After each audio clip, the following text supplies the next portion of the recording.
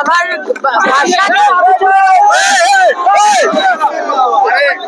ভাষা ভাষা নেই। আজকে এই কার্যকর্তার জন্য আজকে আমি দায়িত্ব পেয়েছি, এই কার্যকর্তার জন্য আমি জিতেছি,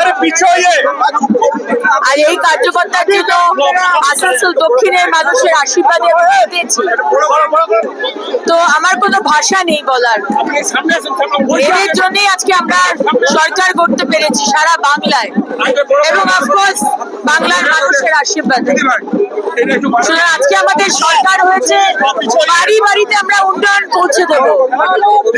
আজকে আনন্দটা এই জন্য যে বাড়ি দিতে পারতাম না, জল দিতে পারতাম না, রাস্তা দিতে পারতাম না, বাথরুম দিতে পারতাম না, আজকে সেটা দিতে পারবো।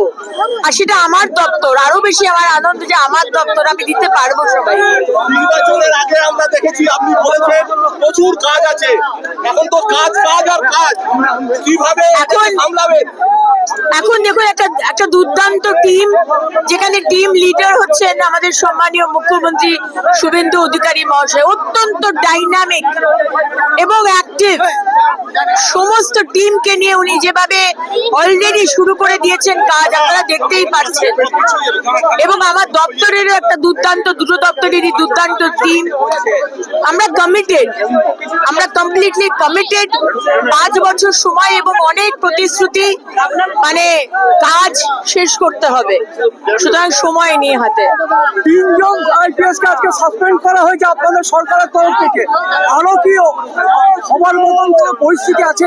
অবশ্যই হবে। যারা যারা যারা দুর্নীতি করেছে, যারা মানুষ খুন করেছে, যারা কনস্পিরেসি করেছে, যাদেরকে মুখ্যমন্ত্রী মমতা বন্দ্যোপাধ্যায়, এক্স মুখ্যমন্ত্রী এবং টিএমসি সরকার ধামাচাপা দিয়ে কেস বন্ধ করে দিয়েছে, সমস্ত কেস খোলা হবে।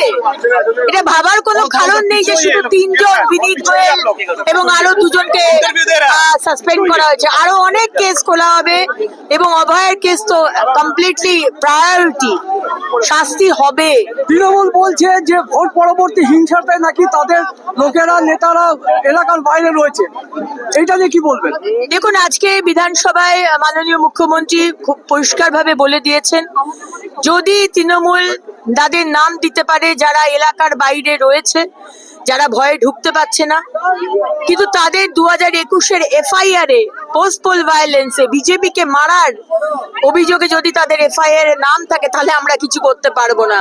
কিন্তু তাদের যদি এফআইআর এর নাম না থাকে, আর তারা যদি এখনো বাড়ির বাইরে, আমরা সসম্মানে তাদের বাড়ি ঢুকিয়ে দেবো। 2021-এ দেখা গেছে বিজেপি কর্মীরা বাড়ি ভাঙচুর হয়েছে, তারা এলাকার বাইরে ছিল, সেই কেসগুলোকে কি এখন রিওপেন করাবেন?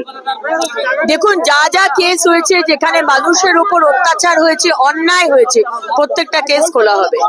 এবং শুধু অত্যাচার নয়, দুর্নীতি করেছে যারা, সেই সব কেসও খোলা হবে। দিদি, একটা জিনিস হয়েছে, অন্ডাল থানায় আপনার কাছে একজন এএসআই লিখিত আবেদন করেছেন, তিনি তেল চুরি আটকাতে গিয়েছিলেন রাতের বেলা, তাকে ওসি দিয়েছে হেল্প ডেস্কে, এবং আজকে তিনি সরব হয়েছেন এবং তিনি জানিয়েছেন আপনাকে তিনি ইমেল করেছেন, সিপি কে ইমেল করেছেন। আপনি এই ব্যাপারে কোনো সিদ্ধান্ত নেবেন?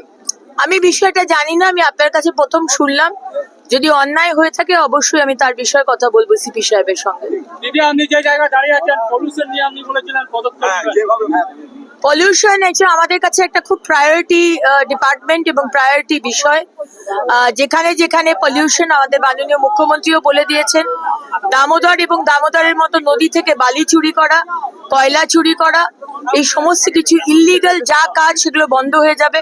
এবং বারবার এই মঙ্গলপুর ইন্ডাস্ট্রিয়াল এলাকাতে আমরা এসে কারখানাদের বলেছিলাম, যেখানে পলিউশন বন্ধ করার জন্য মেশিন আছে, কিন্তু তারা মেশিন চালায় না, তারা নিজেদের মুনাফা বাড়াবার জন্য মেশিন চালাতো না, কিন্তু আজকে বক্তারনগরের প্রতি বাড়িতে কারুর লাং ক্যান্সার, কারুর সিওপিডি, কারুর অন্যরকম অসুখ।